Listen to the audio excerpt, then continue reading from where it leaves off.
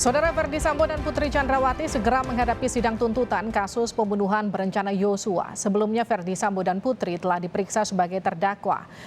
Dalam keterangannya sebagai terdakwa, Putri Chandrawati menyampaikan sejumlah hal, diantaranya alasannya tidak melakukan visum usai diduga dilecehkan Yosua di Magelang. Alasannya Putri takut Sambo tak mencintainya lagi. Terkait peristiwa penembakan di Duren 3, Putri mengaku mendengar suara tembakan tapi tak tahu siapa yang menembak. Selain itu Putri menyebut tidak melihat jenazah Yosua sesaat setelah terjadinya penembakan. Sedangkan terdakwa Ferdy Sambo menyampaikan sejumlah keterangannya, diantaranya tetap pada keterangan sebelumnya bahwa di Duren 3 dia memerintahkan Eliezer dengan kalimat hajar cat. Ferdy Sambo juga mengakui telah menyusun skenario tembak-menembak dengan dalih untuk melindungi Eliezer. Selain itu Sambo menegaskan kembali tidak ikut menembak Yosua. Sambo menyebut hanya menembak dinding sebagai bagian dari skenario. Dari keterangan terdakwa, apakah nantinya Ferdy Sambo dan Putri Chandrawati akan dituntut hukuman maksimal oleh jaksa? Kita akan bahas usai tayangan berikut. Saya sebenarnya tidak ingin peristiwa ini diketahui banyak orang karena saya malu. Sidang pemeriksaan terdakwa Putri Chandrawati dipenuhi dengan isak tangis. Putri berkali-kali tak mampu menahan air matanya saat menceritakan pelecehan seksual yang diduga dialaminya di Magelang 7 Juli 2022 lalu.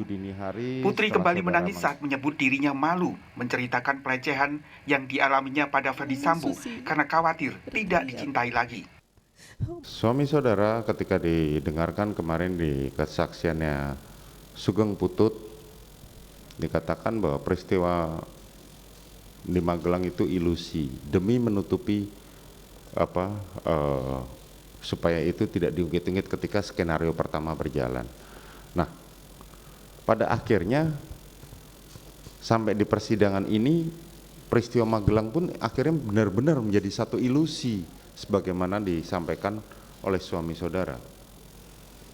Makanya kami menanyakan itu. Bisa saudara terangkan? Yang mulia, sebagai korban kekerasan seksual, tidaklah mudah untuk menyampaikan, bahkan kepada suami saya sendiri saja. Saya sebenarnya malu karena saya tidak tahu apakah saya, bila saya mengutarakan peristiwa tersebut, suami saya akan mencintai saya dan mau menerima saya kembali.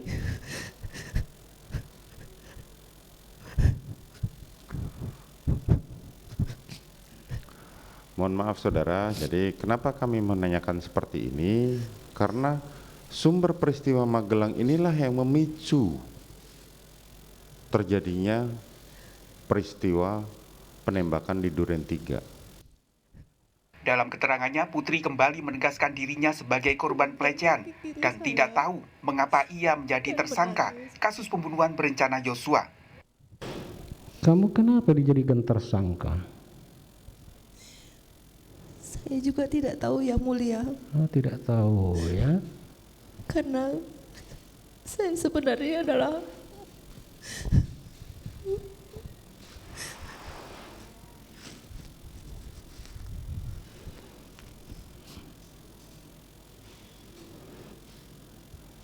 ya nggak apa-apa, kalau nggak tahu nggak apa-apa ya. Nanti akan kita pertimbangkan semuanya di dalam putusan nanti ya.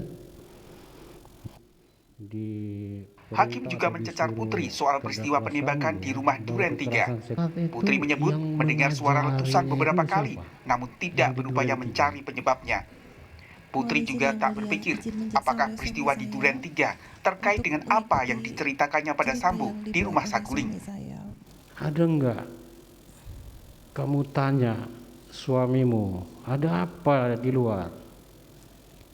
Itu manusiawi loh pertanyaan saya itu. Saya lupa. Saya lupa apa yang saya katakan. Kalau Pak Hakim mendengar mercon aja langsung keluar ke rumah, apa itu? Langsung gitu, itu normal saja, refleks itu sebenarnya.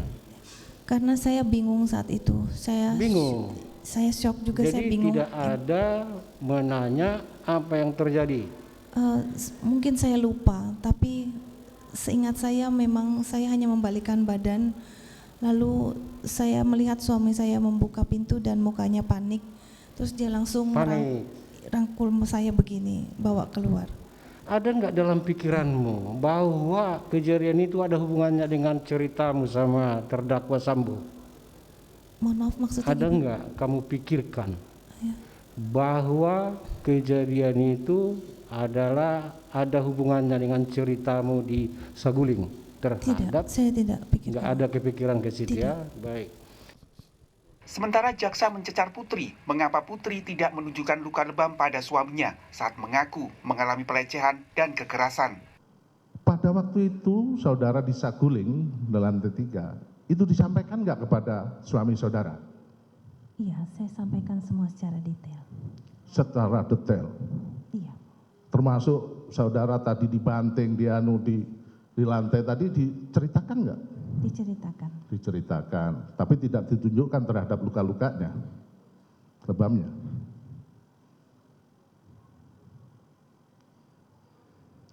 Karena detail loh, Bu. Mohon maaf Bapak. Ya, kalau nggak bisa jawab atau tidak mau menjawab nggak apa-apa. Tadi Saya sudah hanya dijawab. ingin menggambarkan bahwa tidak semudah itu Udah, bila seseorang korban pelecehan saya bertanya lagi. berterus terang kepada Keberatan suami yang mulia, Pak sendiri. Jaksa biarkan terdakwa juga menjelaskan apa yang Pertanyaan dia saya tadi ketahui. sudah. Tadi Pak Jaksa yang menanyakan, biarkan terdakwa menjelaskan, jangan dipotong-potong juga penjelasannya. Kan saya sudah Pak cukup. Jaksa menanyakan, silahkan biarkan terdakwa menjelaskan. Terdakwa ingin menjelaskan yang mulia. Cukup, saudara penasihat hukum, cukup. Lanjutkan pertanyaan yang lain. Ya, Silakan. terima kasih. Majelis.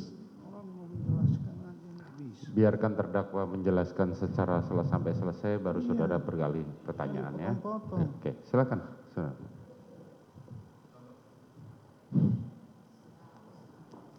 Sabar.